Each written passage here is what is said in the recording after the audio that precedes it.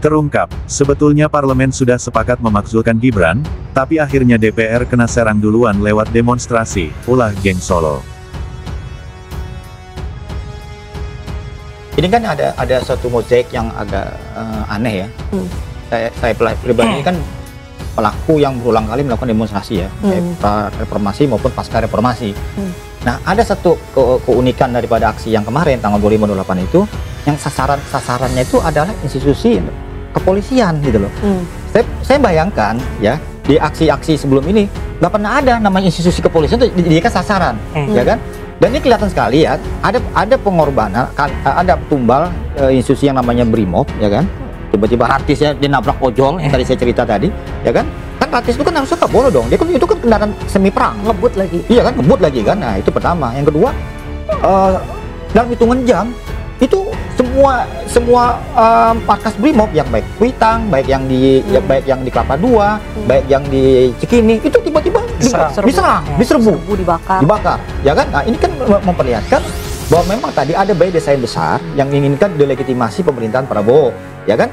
Nah, yang ya kita nggak bisa pungkiri lah, 10 tahun yang pemerintahan Jokowi kemarin itulah yang menimbulkan beban terhadap pemerintahan hari ini, beban ekonomi rakyat, ya kan, beban keamanan. Orang kan sebel nih ngelihat kelakuan polisi misalkan, Pak Cok tadi ya, yang begitu represif jadi dibilang ini. Sebenarnya perlakuan Pak Cok hari ini terhadap DPR itu juga sudah dialami oleh kawan-kawan saya misalkan tahun 2020 ketika mengalami undang-undang Omnibus Law.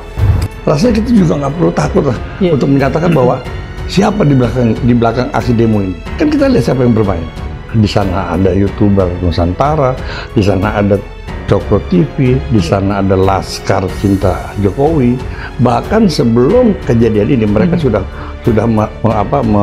mempropagandakan untuk demo. Dan itu ada di videonya. Kalau begitu pengendalinya adalah geng Solo lah. Iya, betul. Datang truk-truk, di situ ada petasan yang berat, yang besar, diketemukan ya truk isinya alat-alat untuk membakar. Niatnya bakar, niatnya bukan menyampaikan pendapat, niatnya adalah bikin rusuh. Ini tindakan makar ini. Ini bukan penyampaian aspirasi. Saya mendapatkan informasi yang sangat dipercaya bahwa ini tidak lepas juga dari sakit hatinya para koruptor, khususnya kasus Pertamina yang hari ini masih DPO gitu ya. Nah ini menginginkan situasi di negeri ini chaos. Orang ini terkait kasus Pertamina, orang ini DPO. Ya. Apakah orang ini adalah Riza Halid maksudnya? Betul. Riza Halid punya dendam pribadi, dendam politik ya terhadap pemimpin Indonesia sekarang, Prabowo. Saya dapat laporan ada sekelompok orang ini yang kita lihat itu rencana ini datang ke suatu tempat bukan berasal dari situ, mau membakar, mau merusak, dan menciptakan amarah rakyat. Saya menduga kita sudah ada indikasi-indikasi dan kita akan tidak ragu-ragu. Saya akan hadapi mafia-mafia yang sekuat apapun saya hadapi atas nama rakyat. Saya bertekad memberantas korupsi sekuat apapun mereka. Demi Allah, saya tidak akan mundur setapapun. Dalam skema unjuk rasa, ya kan, apalagi yang sudah begitu masif, memang ada teori yang disebut dengan teori kambing hitam. Ya kan gitu kira-kira kan. Nah ini juga ini belum ini ya belum juga terbukti ya. Saya menduga ini kan berapa kali Bapak Presiden kita itu kan dari mulai sebelum dia dilantik resmi dia ngomong dia akan mengikat koruptor. Di Mesir dia ngomong saya akan kejar sampai Antartika, kan dia bilang gitu. Ya dia bilang koruptor balikinlah uang. Kira-kira gitu. Kemarin juga kan. Terus di acara Gerindra dia juga ngomong gitu, ya kan. Nah, terakhir di sidang MPR. Bahkan kemarin pun waktu habis demo polisi sama dia bilang saya akan lawan mafia, saya tidak akan mundur. Nah menurut hemat saya, Pak Presiden terlalu inflasi ngomong mafia, nangkap koruptor kakap. Cuma sampai hari ini kan tidak ada yang ditangkap oleh beliau. Nanti butuh 25 orang dari sekitar 580 anggota DPR, cukup 25 orang mengusulkan pembahasan tentang ini. Maka bisa dibuat pansus di sini, panitia khusus.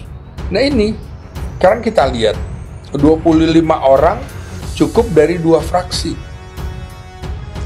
Fraksi mana kira-kira yang disakiti, dizolimi oleh Jokowi dan keluarganya? Jelas PDIP. Jokowi dianggap malin kundang kan? 1. Kedua, Demokrat. Ingat nggak pembegalan Demokrat yang dilakukan oleh Muldoko, KSP waktu itu? Apa iya tidak ada persetujuan Presiden Jokowi? Nonsen rasanya. Apa yang dilakukan KSP baru? 2 aja udah memenuhi syarat kan? 25 orang. PDIP anggota DPR-nya paling banyak. Jadi 2 orang itu bisa. Dari situ kemudian rapat lagi, 2/3 dari anggota DPR harus menyetujui. Dihadiri 2/3 dan disetujui oleh 2/3. Tinggal kita lihat, apa iya kemudian pimpinan partai. Jadi kan sebenarnya kuncinya ada di ketua umum partai. Ketua umum partai tinggal menyuruh fraksinya kan gitu. Lakukan itu. Bisa kok. Beberapa sumber yang berbicara ini, yang dia dekat dengan kalangan parlemen ini, mengatakan bahwa sebetulnya parlemen itu sudah sepakat untuk memakzulkan Wapres. Konon katanya, parlemen sebetulnya sudah hampir bulat. Ada 1-2 yang nggak sepakat dengan itu. Tapi persoalannya, kalau dia digeser di tengah jalan, siapa yang menggantikan? Nah, sebetulnya yang menggantikan pun juga disebut-sebut sudah ada. Tidak jauh-jauh dari kaitannya dengan penguasa sebelumnya lah. Skenarionya kalau pemakzulan ini katakanlah misalnya sudah sukses, maka disodorkanlah nama A misalnya. Tapi ketika disodorkan nama A, tidak sepenuhnya sepakat. Ya sudah, kalau enggak A ya P misalnya. Betul banget dari A ke P. Ya kan suka-suka saya. Iya. Ya silakan ditafsirkan sendiri. Oh, P enggak semuanya juga bisa bulat sepakat. Karena katanya kan semua pihak berharap ya kalau misalnya ini ya harus sepakat. Karena tidak sepakat, maka dicarilah figur yang cair, yang bisa diterima kanan, bisa diterima kiri. Ya katakanlah muncul sosok D misalnya. A, P, D. Alat pelindung diri. Muncullah D, itu sosok D yang perannya dia juga bagian dari inti yang dipercayalah ya sama presiden, kira-kira begitu. Namanya juga D kan, dominan. Nah, iya. D itu dekat. Saya nggak tahu apa yang terjadi, apakah logika presiden itu nyambung dengan logika kita semua, bahwa aksi-aksi ini ya kan dibandari oleh namanya koruptor. Kan di pertama kali ngomong gitu kan, ada koruptor mau biayain demonstrasi katanya. Nah, sebelum kejadian ini kan, dan dia kan ngomong lagi kemarin kan, saya akan lawan mafia. Itu kan dengan kata lain, mafia koruptor, bahwa aksi-aksi ini pasti ada bandarnya dong, ada yang biayain. Ada dalangnya. Iya kan? Dalang. Karena gini loh, setiap aksi besar, apalagi aksi kayak kemarin itu, apalagi aksi yang terencana tadi ya, ini kan terencana banget aksinya gitu loh. Ini pasti ada bandar besarnya.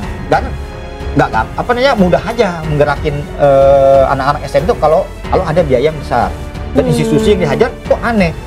Setahu saya, Mbak, pergolakan besar demonstrasi seluruh dunia, bahkan lewat ke periode revolusi Bolshevik lah, atau revolusi Prancis lah misalkan tahun 1789, yang sasar itu bukan ranah legislatif, pasti eksekutif, penjara Bastil. Itu lambangnya kan, kira-kira gitu loh. Uni Soviet juga gitu, istana Tsar yang dihajar. Iran juga 79 juga istana. Ini kok yang dihajar di gedung DPR. Legislatif itu bukan eksekutor gitu loh. Legislatif itu yang namanya legislatif ya, kalau kita belajar tata negara, itu nggak punya kekuatan apapun dalam setiap polisi. Yang punya polisi kebijakan itu namanya presiden sebagai eksekutif. Apapun di legislatif mau ngomong apa, kalau eksekutifnya bilang dia ngikut. Bahkan pembuat undang-undang itu kan ada 2 memang, DPR, legislatif dan eksekutif. Cuma kan di Indonesia ini, ya kan, dari era Orde Baru sampai sekarang, legislatif kita ini cuma simbol aja, betul ya? Yang sesungguhnya yang buat undang-undang, produk-produk itu pasti eksekutif lah, yang presiden lah, kita fair aja nih, ya kan? Cuma kok yang anehnya, kok sasaran kemarahan itu ke DPR? Yang tadi saya bilang, kok yang dihajar karena mungkin DPR banyak mengeluarkan statement-statement yang memprovokasi gitu, tapi jadinya malah yang dianggap ke influencer. Itulah yang dijadikan ya, tanda petik ya. Saya sih nggak dalam hal ini, saya mencoba sikap netral. Ini kalau saya melihat peristiwa-peristiwa ini, saya lihat kelihatannya memang ada desain politik tingkat tinggi yang dilakukan oleh geng Solo dalam hal ini. Jadi gini loh, ini kan Geng Solo yang mana nih? Solo kan ini besar. Mantan presiden yang berkuasa. Jadi gitu. Urutan mozaiknya sederhana aja. Ini kan bergolak ya, situasi bergolak politik ketika abolisi dan amnesti. Itu kan keluar oleh Prabowo. Dan yang membuat kita juga bertanya-tanya, kok sampai sebegitu ininya tiba-tiba amnesti itu dibawa oleh namanya Pak Dasko dan Prasetyo ke Bali, diserahin tuh amnesti ke Megawati waktu itu. Tujuh, abolisi juga ke kelompok kanan Anies. Dan waktu itu beredarlah isu kuat tentang pemakzulan Gibran. Dan sebelumnya kan ada pendahuluan oleh permintaan oleh TNI ya, TNI Purnawirawan tuh. Dan yang saya dengar waktu itu tentang tanda petik soal pemakzulan Gibran ini sudah mulai akan dibahas itu sebenarnya di DPR gitu loh. Nah, terjadilah sebenarnya banyak kali pertemuan oleh orang dekatnya presiden ke Ibu Megawati, ke PDIP, Pak Dasko dan bla bla bla. Nah, saya menduga, saya nggak tahu apa yang terjadi. Makanya saya berharap Pak Presiden bentuk tim mencari fakta independen di dalam hal ini. Tiba-tiba meledaklah ini demo. Kalau kita DPR 10 bulan apa sih yang udah dibikin oleh DPR belum ada juga ya. Orang dia juga baru bekerja kok. Jujur aja kita. Ya kan? Begitu pula Nama Urba, apa sih kesalahannya fundamental? Dia nggak ngerampok, dia nggak ngambil uang APBN. Ya kan? Bener nggak? Dia belum ya cuma kurang empati, kurang peka. Itu dimainkan tanda petik oleh buzzer-buzzer yang namanya Laskar Jokowi lah, yang dimainkan lah oleh kelompok-kelompok yang tiba-tiba mantan PSI itu ngomong turunkan Prabowo dianggap. Nah, saya menduga ya ini terjadi sebuah desain besar ya kan oleh kekuasaan yang penting untuk melakukan kisruh besar-besaran di bahkan seluruh Indonesia, yang lucunya sasaran itu legislatif. DPRD, polisi-polisi ya cuma yang di Surabaya aja yang kantor gubernurnya, tapi yang lainnya kan enggak gitu loh. Dan sekarang kan inilah peluang Raja Khalid membalas sakit hatinya setelah ditetapkan sebagai tersangka. Artinya gini, Raja Khalid boleh dikatakan hanya penyandang dana, tapi pengendali di sini ya kan, tentunya saya bisa meyakinkan ini adalah geng Solo. Geng Solo. Kenapa ini bisa terjadi? Karena ini terjadi begal demo nih Pak. Awalnya ajakan untuk demo itu memang cukup viral pada saat dengan waktu yang sama 25 Agustus kemarin. Cuma narasi yang digunakan adalah satu, tangkap Jokowi, maksudkan Gibran dengan menggunakan mekanisme DPR. Gitu. Tapi di dalam perjalanan ini bergeser. Gitu. Isu DPR justru diangkat ke permukaan bahwa DPR hedonis, DPR menerima tunjangan yang berlebihan sehingga DPR tidak layak menjadi wakil rakyat. Kebetulan seperti itu kondisinya, sehingga terjadilah amarah rakyat bahwa DPR harus dibubarkan, DPR harus digusur.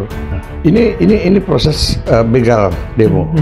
Nah, jadi ini bukan counter demo, ini begal demo. Ini begal demo. Terjadilah tanggal 25 ya kan. Kemudian yang menjadi janggal lagi ya kan, bagaimana polisi menunjukkan seakan-akan lemah dalam menangani kasus aksi unjuk rasa kali ini. Ya. Bahkan terkesan membiarkan instalasi mereka dibakar, fasilitas kendaraan mereka dirusak oleh massa tanpa ada perlawanan yang berarti. Nah, artinya apa? Ya kan? Ini kan polisi memberi ruang agar situasi ini menjadi chaos, gitu loh. Karena ada pengendalinya, Pak. Karena polisi juga dikendalikan oleh satu kekuatan, makanya polisi menggunakan standar ganda, gitu loh. Di satu sisi dia represif, tapi di sisi lain dia membiarkan agar situasi ini chaos. Dia represif juga agar chaos. Kemudian terjadi pembakaran oleh aksi massa, ini juga dalam rangka menuju ke chaos. Sebetulnya parlemen sudah sepakat untuk memakzulkan Gibran. Tapi akhirnya DPR kena serang duluan lewat demonstrasi. Pengamat, isu pembubaran DPR bagian, skenario, gagalkan pemakzulan Gibran. Isu mengenai wacana pembubaran Dewan Perwakilan Rakyat (DPR) belakangan semakin santer dibicarakan. Bagi pengamat intelijen dan geopolitik Amir Hamzah, fenomena ini tidak bisa dilihat hanya sebagai luapan kekecewaan publik terhadap lembaga legislatif. Ia mensinyalir ada skenario politik yang lebih dalam, upaya menggagalkan rencana pemakzulan Wakil Presiden Gibran Raka Buming Raka. Menurut Amir, dalam politik selalu ada pihak yang menunggangi isu yang berkembang. Saat rakyat marah pada DPR, kelompok tertentu justru mengubah kemarahan itu menjadi alat pertahanan politik. Gerakan wacana pembubaran DPR ini sangat mungkin diarahkan untuk mengalihkan isu pemakzulan Gibran. Jadi, ketika publik fokus membenci DPR, Gibran bisa terbebas dari sorotan utama, ujarnya dalam pernyataan kepada wartawan, Ahad 24/8. Amir menyebut kelompok yang disebutnya sebagai Geng Solo menjadi aktor yang diuntungkan dari dinamika ini. Mereka, menurutnya, lihai menempatkan isu pembubaran DPR sebagai tameng politik. Ia mencontohkan insiden ketika anggota DPR dari fraksi PAN, Eko Patrio, mengolok-olok netizen yang mengkritik wakil rakyat berjoget. Itu bukan sekadar kelalaian, bisa jadi sebuah blunder yang disengaja untuk memperbesar kebencian rakyat terhadap DPR, kata Amir. Menariknya, Amir menyoroti bahwa legislator yang berlatar belakang artis dari Gerindra justru memilih tidak ikut berjoget. Mereka tahu bahwa aksi itu hanya memperparah citra DPR. Artinya ada friksi internal di koalisi Prabowo sendiri, karena sebagian kader partai tidak ingin terjebak dalam permainan yang bisa merugikan pemerintah, tambahnya. Isu pembubaran DPR juga disebut Amir akan merembet pada kredibilitas pemerintahan Presiden Prabowo Subianto. Sebab, mayoritas anggota DPR saat ini berasal dari koalisi pendukung Prabowo.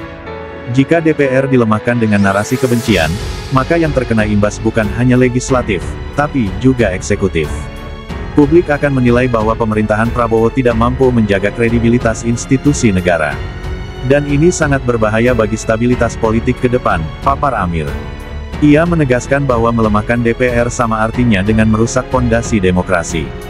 Kalau DPR hilang legitimasinya, bagaimana mekanisme check and balance berjalan? Akibatnya, kepercayaan publik kepada Prabowo pun ikut terkikis. Lebih jauh, Amir menilai isu ini juga berdampak serius pada lembaga penegak hukum, terutama Kejaksaan Agung Kejagung, dan Komisi Pemberantasan Korupsi (KPK). DPR adalah mitra pengawas dua lembaga ini. Kalau DPR dilemahkan atau bahkan sampai ada wacana dibubarkan, maka pengawasan kinerja Kejagung dan KPK menjadi timpang. Yang rugi adalah rakyat, karena agenda pemberantasan korupsi bisa terhambat, jelasnya. Menurut Amir, kondisi ini bisa dimanfaatkan oleh kelompok-kelompok tertentu untuk memperlambat atau bahkan menghalangi proses hukum kasus besar yang sedang berjalan. Jadi bukan hanya soal politik Gibran. Ada dampak domino ke penegakan hukum yang lebih luas, tegasnya. Amir Hamzah menyebut dinamika ini bagian dari perang psikologis politik di tingkat elit. Strateginya sederhana, mengalihkan kemarahan rakyat dari satu isu besar ke isu lain. Alih-alih membicarakan pemakzulan Gibran, energi publik diarahkan untuk membenci DPR. Itu teknik klasik dalam geopolitik, mengalihkan fokus agar aktor tertentu selamat, paparnya. Dalam politik Indonesia, pola saling menunggangi memang kerap terjadi. Menurut Amir, saat ini geng Solo masih memiliki pengaruh di parlemen, termasuk di dalam koalisi besar pendukung Prabowo. Mereka bisa saja membuat blunder demi blunder untuk memancing emosi publik. Jika rakyat makin benci DPR, maka wacana pembubaran DPR jadi terlihat masuk akal. Padahal, itu hanya alat untuk menyelamatkan kepentingan tertentu, katanya. Amir menegaskan bahwa rakyat harus kritis menghadapi situasi ini. Isu pembubaran DPR mungkin tampak menggoda, tetapi harus diwaspadai jangan sampai justru menjadi jebakan politik yang menguntungkan kelompok kecil, sementara demokrasi dan penegakan hukum yang jadi